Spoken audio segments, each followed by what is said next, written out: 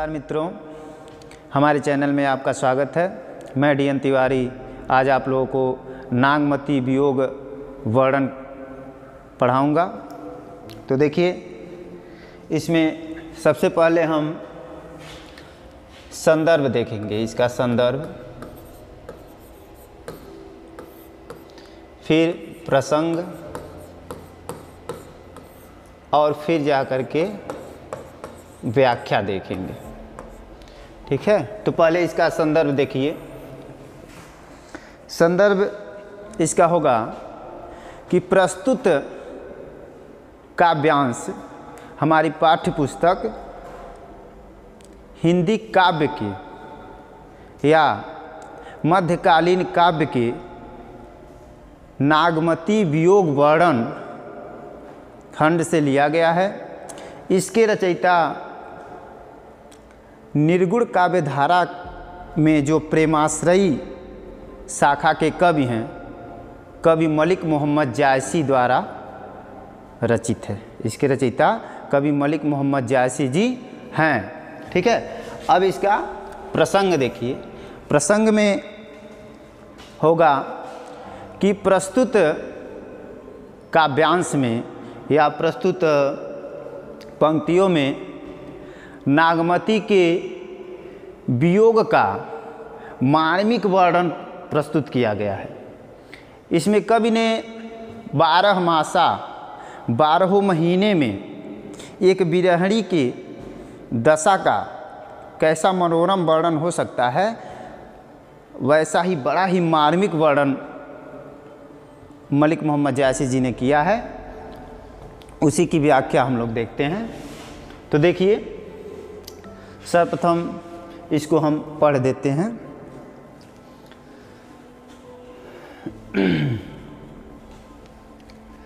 नागमती चित उर्पथ हेरा, पीयू सो गए, पीयू जो गए, पुण्य कीन न फेरा।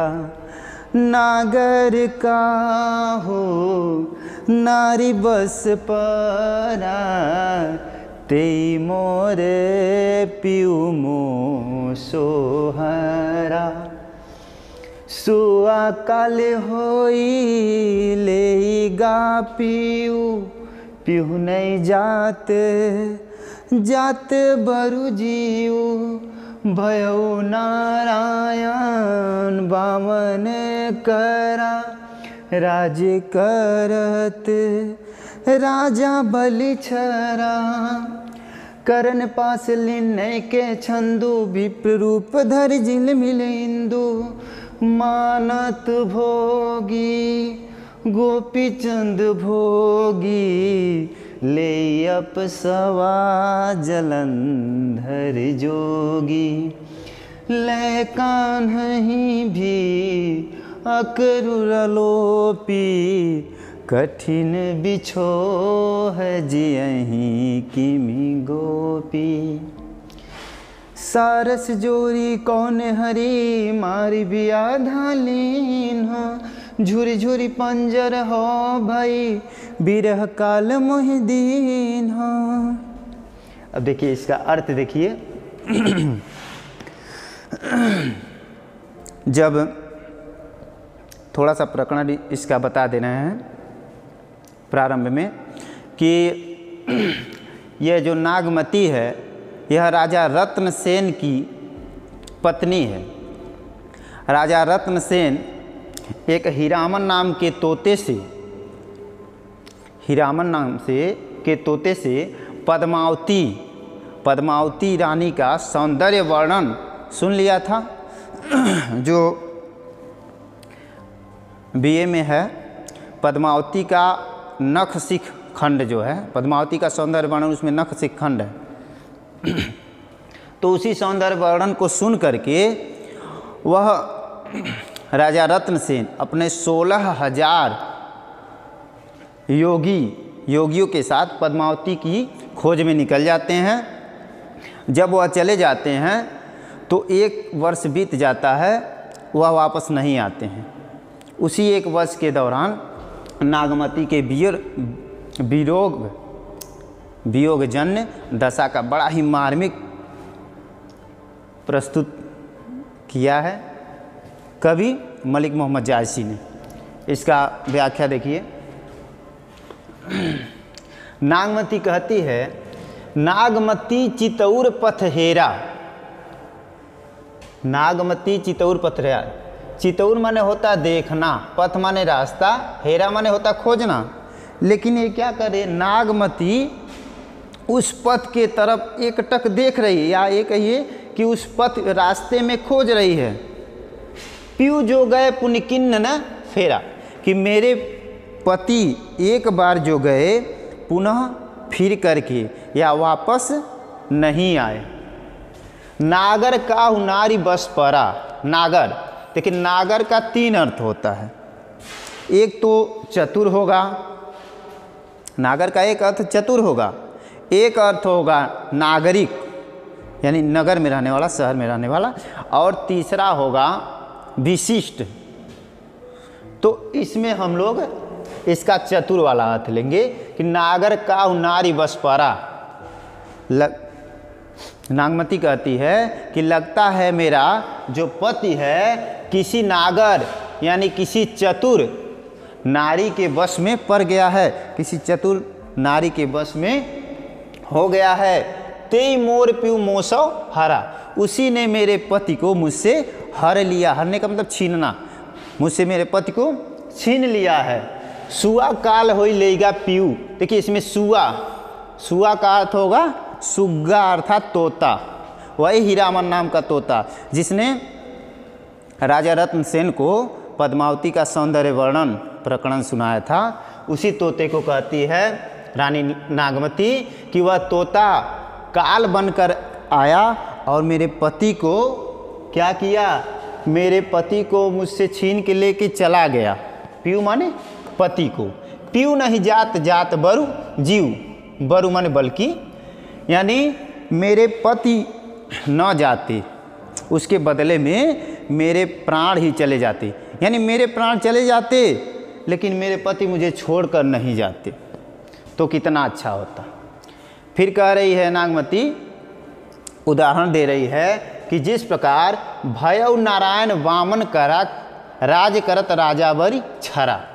जिस प्रकार भयउ माने हो करके, यानी वह तोता मेरे लिए उसी प्रकार नारायण का रूप धर के आया जैसे नारायण भगवान विष्णु ने वामन भगवान का वेश धारण करके और राज्य करते हुए राजा बलि को क्या किया था, छल लिया था। छरा का मतलब छलना।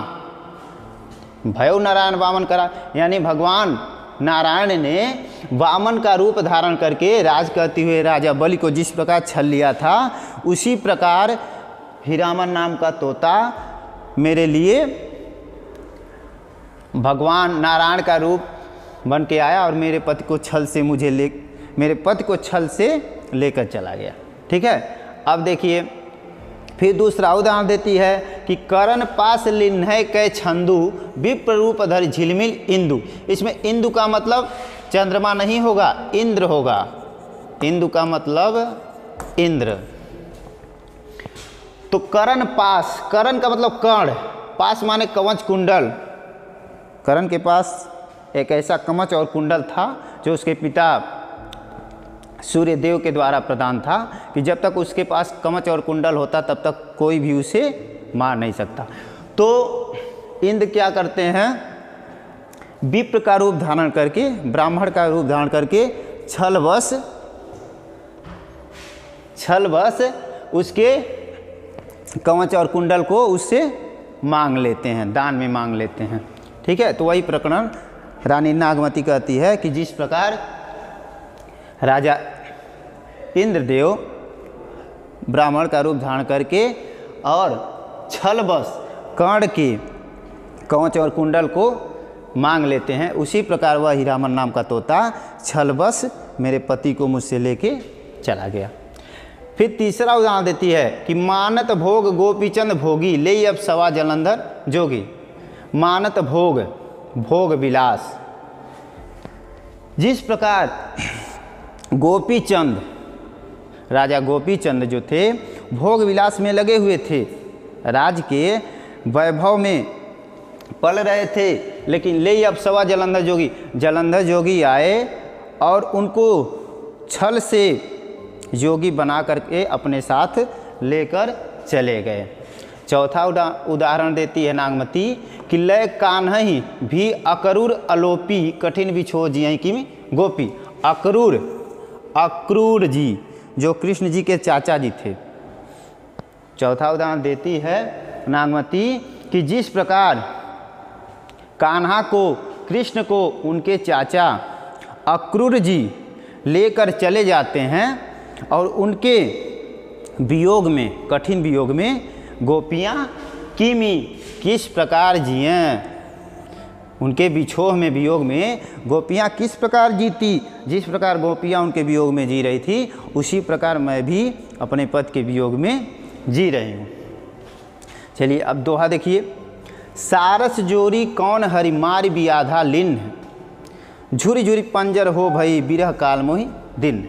सारस जोरी कौन है, कहती हे हरि किसने मेरे सारस के जोरी को मार करके बियाधा मेरे सुखमय जीवन में बाधा पहुंचाया है। झुरी झुरी पंजर हो गई, मैं झुर करके सूख करके, पंजर का मतलब होता है हड्डी, सूख करके हड्डियों का ढांचा हो गई हूँ। बिरह काल मोहि दिन, काल ने मुझे बिरह ही बिरह दे दिया है, प्रदान कर दिया है। ठीक है, चलिए अब देखिए, ये तो हो गया व्याख्या। अब इसमें जो कुछ विशेष है उसको जान लीजिए। इसमें भाषा क्या है, भाषा अवधि, अवधि भाषा का प्रयोग हुआ है।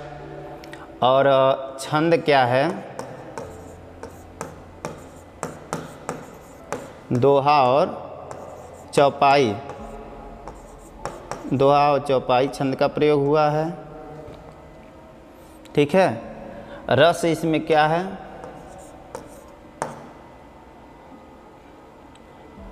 रस उपमा, अनुप्रास,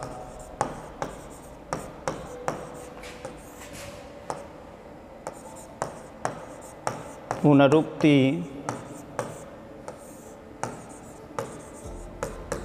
प्रकाश। ठीक है, रसों का वर्णन हुआ है।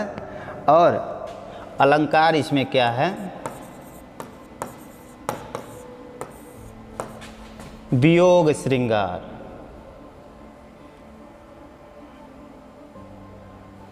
वियोग श्रृंगार का वियोग अलंकार इसमें क्या है, नहीं सॉरी, अलंकार आपका यहाँ मिस्टेक हो गया, ये अलंकार है, ये सब अलंकार है।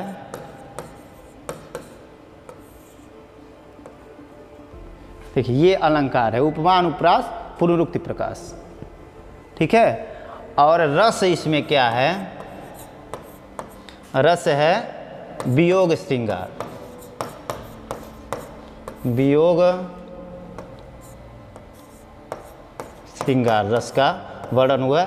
इसको विप्रलंब भी कहते हैं, विप्रलंब श्रृंगार।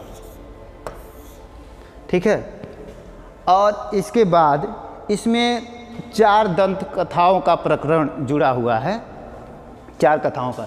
जैसे इसमें देखिए, इसमें है ना कि भयउ नारायण वामन करा।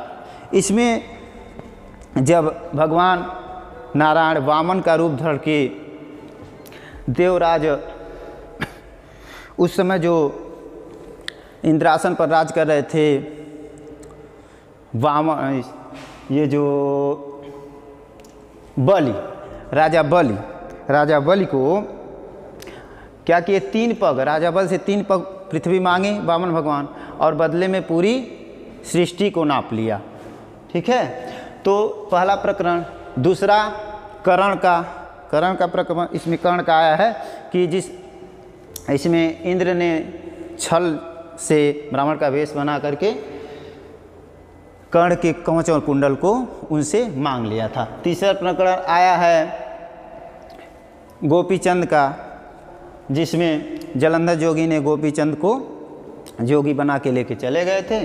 और चौथा प्रकरण आया है कृष्ण का, जिसमें अक्रूर जी जो उनके चाचा थे कृष्ण को गोपियों से अलग करके वृंदावन से मथुरा लेकर चले गए। ठीक है, तो ये चारों प्रकरणों का इसमें वर्णन किया गया है।